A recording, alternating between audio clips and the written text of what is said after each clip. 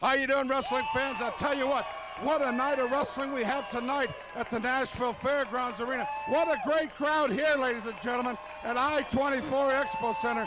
We're so proud to be here each and every Wednesday night. Ladies and gentlemen, I tell you what, we got a barn burner tonight in Nashville.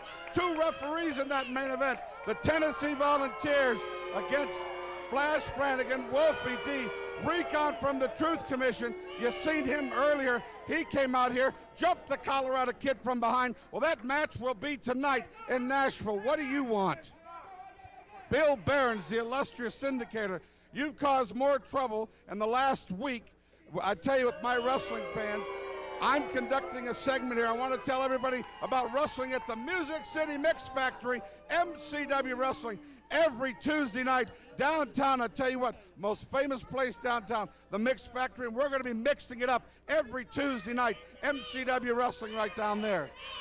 Well, and that's wonderful. But first of all, I'm listening earlier, and you're saying the WWF is the syndicator for our show. They're not the syndicator, they're the distributor. I'm the syndicator. I get the work done here, not the WWF. They simply do what I ask them to do under a contract I have with them. That's a technicality. By the way, does the WWF pay you money?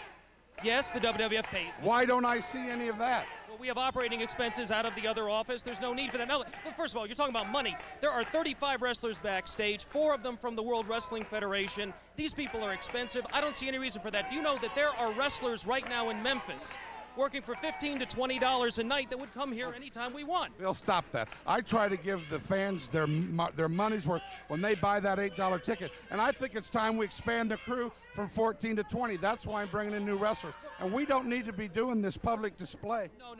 Look, one of these kids back here, you've got some punk kid, weighs maybe 135 pounds back there named Shannon Moore that you brought in from North Carolina. You brought him over here supposedly because he's going to be popular with these people here. The kid shouldn't even be in a ring. Can't be in there with the men that work in this. Let me tell you something. One of the most legendary wrestlers ever in this area, superstar Bill Dundee, weighed way under 200 pounds, and he's a legend in this area. And I'm not going to discriminate against some guy, and he don't weigh 135 pounds. He weighs 170, and the fans can judge if he gets a job here or not. Not you. You have nothing to do with the wrestling business. You have no credentials in wrestling except calling a bunch of stations, throwing on a TV show. Anybody can do that. You come up here and try to run this thing. Look, I'm sorry. Bill Dundee's a midget, his kid's a midget, and this kid's a midget, and they shouldn't be in the ring. There's a place for midgets, and it's not here. You're out here embarrassing yourself, Bill. Now knock it off. You need to go back to Atlanta. I don't know why you even come up here for the TV tapings. What are you going to complain about now? Well, first of all, we've had some of the guys from Georgia up here. They're not being given the ample amount of time because there's the Shane Eden, Colorado kid. You bring this kid Shannon Moore in. These are supposedly people these fans are going to... That's what this is about. You're Georgia stars. What about the Georgia champion, Billy Black? Isn't he going to get a chance here? And fans at home, have you ever heard of Billy Black? No. He may be famous in Atlanta, but this is Tennessee. Oh, famous in Atlanta. Famous from All Japan Wrestling. The man has been all over the world, and you're talking about people that haven't been out of their backyard. Colorado kid, Shane Eden, the Tennessee Volunteers, they're drawing big crowds every Saturday night. Now we're back at the Mix Factory. Hey, here he is. Girls, what did I tell you? See you later. Hey, you want to welcome him here? He's got a bad attitude. Don't listen to him.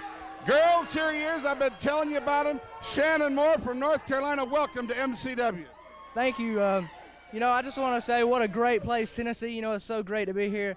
I want to thank you for bringing me here, first of all. It's a great opportunity to be here in Music City, and the people here is just so awesome, man. I mean, they're great. Well, I appreciate that, Shannon. And let me tell you something. You're going in the ring now against Willow The Wisp. Comes very highly regarded also. But 181 stations nationwide are fixing to see you, and give it all you got tonight, partner. Great. I'm going to give it my best in the ring tonight. There you go. Shannon Moore, ladies and gentlemen. Let's go to ringside and Michael St. John. Thank you very much, Bert, Prentice. And here we go with Willow the Wisp against young Shannon Moore. And Alan, this is my first opportunity to see both of these light heavyweights, and this should be quite a match. This is going to be an incredible match. Fans, you have no idea what you're about to see as Willow the Wisp just took a header out on the floor. This Shannon Moore has been billed as the savior of light heavyweight wrestling in the United States. He hails from North Carolina. He's held several light heavyweight titles in NWA member organizations and in other organizations as well. And his opponent, Willow the Wisp, is no slouch himself. Recently competed a tour of Japan where he won the UWA middleweight title from Aikudo Hidaka. That's quite a history lesson right there, and I sure am glad you can pronounce those names because I can't. And Shannon Moore, I've got to say, this is a good-looking young man. He's built well, he's packaged well, and look at that drop kick from a standing position, and Willow the Wisp is out across the way. Willow the Wisp was doing a little dance, and Shannon Moore was concentrating on wrestling, and now the crowd is getting behind him. You know, Bert Prentice, I think, brought up a very good point, and looking at Shannon Moore, I remember I was very young when Bill Dundee first came to the South from Australia, and he was about this size, maybe a little smaller, and he became one of the most prolific professional wrestlers that the sport has ever seen, and not only that, had to be one of the most popular wrestlers in the history of the game. Look at that move. Shannon Moore holding on, a little test of strength with Willow the Wisp. They're going to do it again. He's going to try to bring Willow over, up and over. Nice move by Shannon. Boy, look at this. Looks like a little Japanese style in there. Great move by Shannon Moore, going for the cover. Got the savate kick. Count of two was all he got on Willow the Wisp. Backs him into the turnbuckle. Here comes a reversal. Shannon up, caught, up, down, across, over. Look at this.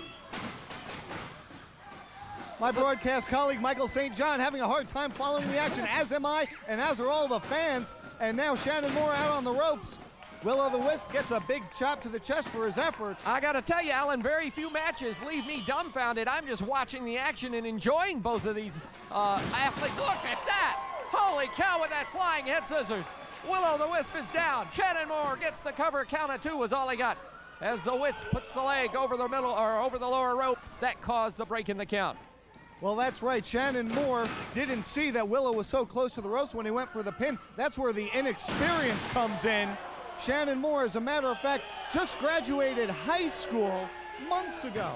And he's already in the wrestling ring here on MCW on nationwide television, going up against Willow the Wisp.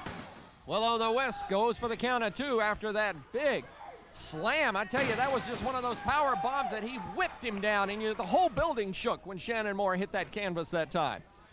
Back into the ropes, across the way, back body drop, up and over, and boy, Shannon Moore went 10 feet in the air before he came back down. Alan, I am impressed. I'm impressed by both of these young men, but I gotta tell you, Shannon Moore, there's some kind of spark in this young man that I think will prove to be very much a passionate spark in the world of professional wrestling. This is the kind of young talent you really like to see in the ring, actually from both of these wrestlers. That's right, Shannon Moore, he's got youth, he's got fire, he's got the moves, he's got the speed, the quickness, and light heavyweight titles all over the country are no longer safe now that Shannon Moore is in the game. I got you, and I'll tell you, he's also got some stamina. Willow the Wisp setting him up.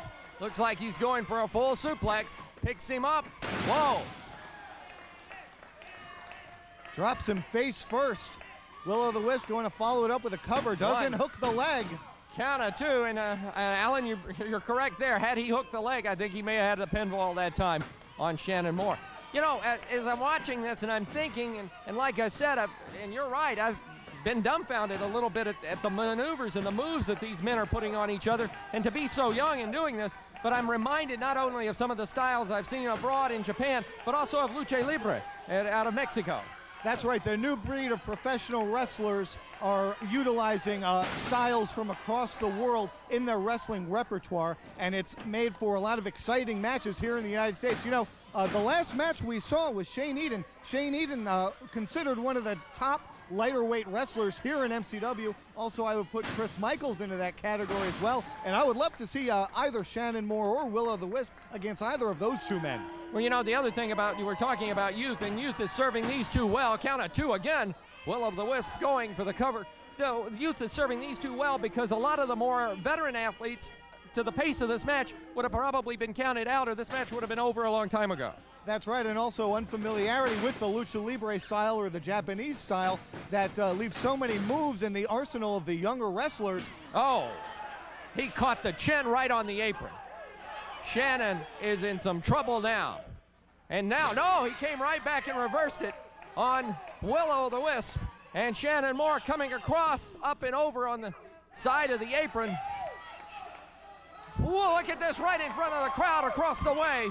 And down goes Willow the Wisp, and a little somersault and a back somersault, and down he went, and both men are down, Alan. A moonsault off the second rope from the ring to the apron. And if you notice, Willow the Wisp was the first one in, and he was the one who got hit with the move. That's why they call him high risk. Downstairs on Shannon Moore, a shortcut that time by Willow the Wisp. It's been a pretty clean match up until now. Quick paced, but very clean.